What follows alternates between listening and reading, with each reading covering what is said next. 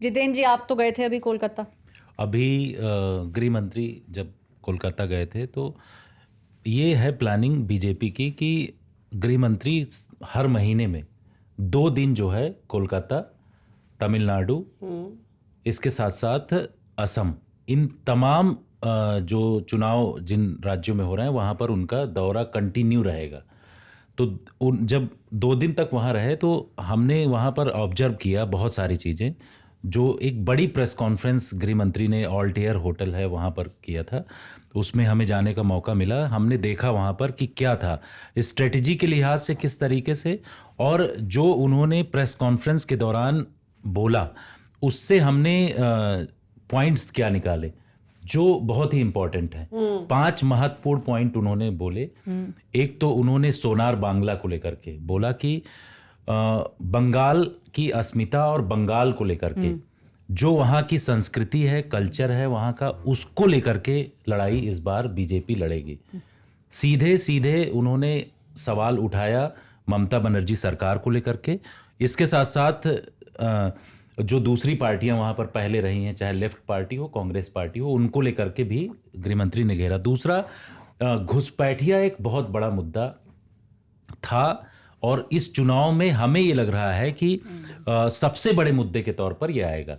उन्होंने, हाँ, टीएमसी जरूर ये कहती है कि घुसपैठियों को लेकर के बॉर्डर पर बीएसएफ है, कैसे आ जाते हैं, लेकिन गृह मंत्री ने उसको लेकर के पलटवार किया और बड़ी बात बोली। उन्होंने बोला 5-5 लेटर लिखे गए, 5 से 7 चिट्ठियां खुद उन्होंने लिखा। वहां पर जो बॉर्डर आउटपोस्ट बनते हैं उनके लिए जगह चाहिए होती है और उसके लिए जमीन स्टेट गवर्नमेंट देती है, वो नहीं मिलती। बहुत अहम बिंदु है यहाँ मैं जोड़ना चाहूंगी। जो फेंसिंग का काम वहाँ पर चल रहा है उसको लेके भी जिस तरह से अग्रेशन के साथ काम हुआ है वो भी बहुत इंपॉर्टेंट बिंदु है। और शायद ये जो सुरक्षा का बिंदु आप बोल रहे हैं, घुसपैठिया प्लस सिक्योरिटी एंगल, क्योंकि अभी बांग्लादेश में काफ़ी कुछ चल रहा है और पिछले 1-1.5 साल में हमने देखा है कि जो नॉर्थ ईस्टर्न वाला जो हमारा बॉर्डर है दैट हैज़ बिकम बहुत वल्नरेबल हो गया है। तो वहाँ पर बीजेपी सिक्योरिटी के एंगल से बहुत सारे ऑपरेशंस चला रही है, बहुत सारी मल्टी एजेंसीज ऑपरेशंस चल रहे हैं। तो मुझे ये लगता है कि इस इलेक्शन में वो भी एक अहम मुद्दा होगा, घुसपैठिया और कैसे सिक्योरिटी इश्यूज होते हैं। इन लोगों की आड़ में बहुत सारे ऐसे एलिमेंट्स होते हैं जो भारत को की सुरक्षा के लिए चुनौती पैदा कर सकते हैं। तो that is also I think very important. इसी में जो जितेंद्र कंप्लीट कर रहे हैं उसमें शिवानी ये बताइए कि क्या रिसेंटली चुनाव के पहले ये बढ़ा है?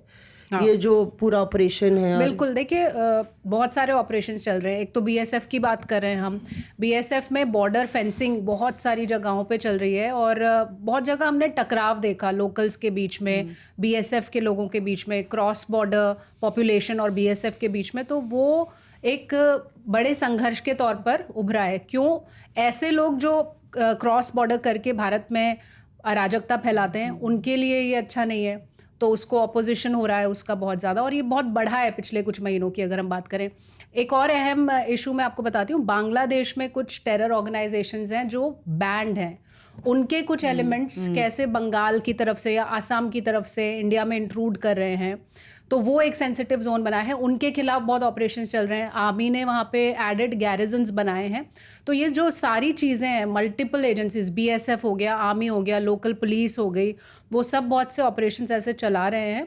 और मुझे लगता है कि आने वाले इलेक्शन में ये जो सिक्योरिटी का इशू है, नेशनल सिक्योरिटी, वो भी एक अहम बिंदु होगा, और खास तौर पर जो घुसपैठिया के खिलाफ अभियान चल रहा है। ऐश्वर्या बहुत इंपॉर्टेंट बात बता रही है शिवानी। ये इसमें मौसमी एक न्यूज़ ये भी आई है कि कतार बना के लोग जो हैं वो बंगाल से अब वापस बांग्लादेश की तरफ कूच कर चुके हैं, और बहुत सारे बॉर्डर इलाकों के अंदर ये न्यूज़ आई है कि बहुत भारी तादाद में लोग विकेट करने लग गए हैं अपने घर। बॉर्डर की अगर बात करें तो वहाँ कई बार जाने का मौका मिला, शिवानी भी गई, मैं वहाँ पर गया हूँ।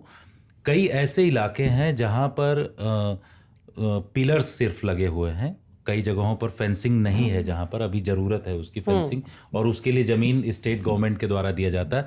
उसी को लेकर के बहुत ज़्यादा लड़ाई है।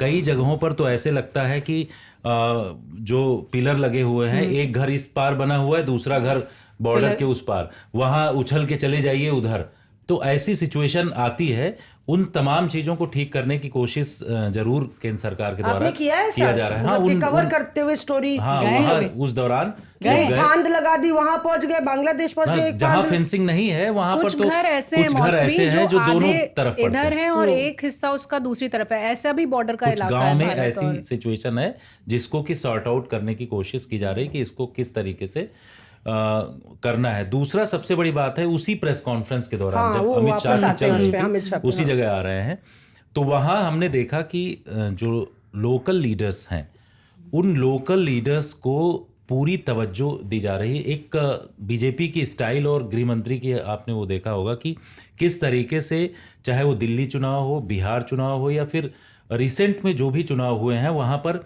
एक उन्होंने नया तरीका, मैक्रो लेवल में तो पूरा होता ही है, बड़े लेवल में, बड़े कैनवास में बड़े लीडर्स सब जाते हैं और वो सारा प्रचार प्रसार होता है, लेकिन माइक्रो लेवल का भी मैनेजमेंट चल रहा इस बार पश्चिम बंगाल के लिए भी किया जा रहा है। वो क्या है? वो ये है कि जो अलग अलग राज्यों के नेता हैं, चाहे वो छोटा पार्षद ही क्यों ना हो, चाहे वो नीचे लेवल का बहुत ही मतलब बड़ा नेता ना हो, उन तमाम नेताओं को पूरे दल बल के साथ ये प्लान किया जा रहा है, जैसे दिल्ली बिहार में किया गया, कि उसी तरीके से पश्चिम बंगाल में भी उनको भेजना है और पश्चिम बंगाल में जीतना है। ये स्ट्रेटेजी उस दौरान बनाई गई। जी।